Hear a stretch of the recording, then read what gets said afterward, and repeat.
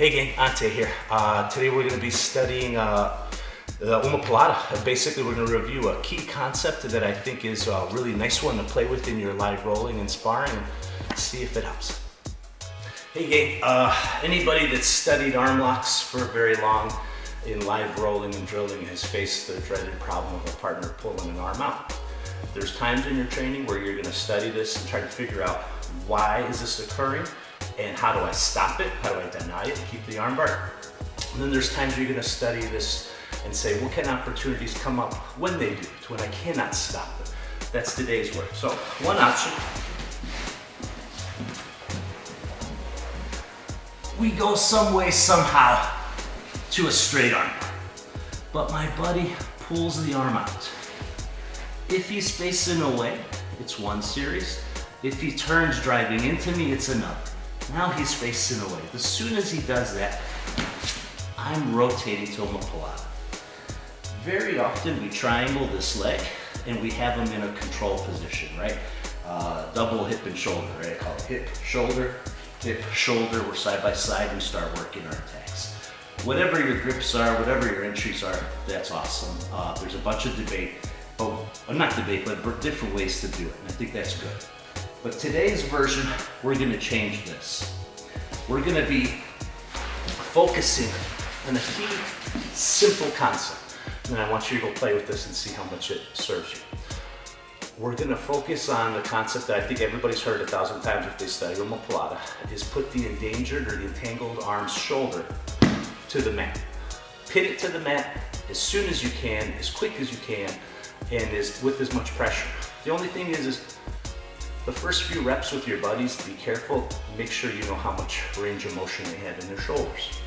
So we're gonna have a heavy, entangled leg at the hamstring and kind of like a straight-legged chopping down motion with it. So some way, somehow we got to our arm bar, we came over, he pulls that arm out, I'm here, heavy. See, it drops them flatter much more easily, much more often, not always easily. But it also gives us a different version of the Omo Plata I'm gonna show. Nothing crazy exotic, BJJ Basics, right? But instead of, usually we'll contour the calf under the entangled arm's elbow, or try to. Today we're gonna have both that from the shoulder to the elbow, flat on the floor. And we're gonna play with it from there. Let me give you a different angle.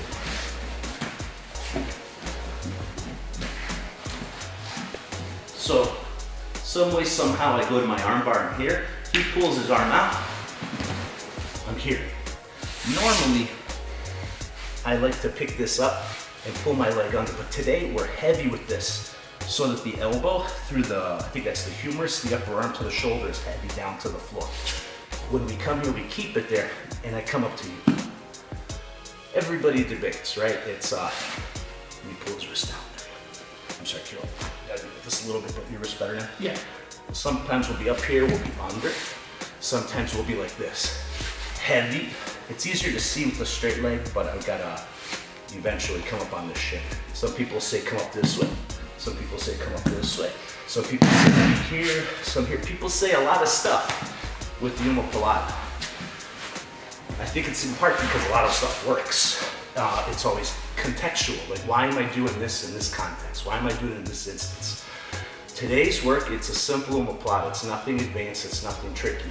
But all we're gonna focus on is one concept. Put that shoulder to the floor with a heavy straight leg. Feeling the hamstring pushing into their tricep. Have it be from the shoulder through the humerus to the elbow, pinned on the floor. And then from there, come towards them on a path parallel to their spine. So if their spine is here, you're coming in the same path. Explore, see if you like it. That's it, gang. Hope you liked it, hope it helped. Give me a like, a share, all that good social media stuff. Maybe go train.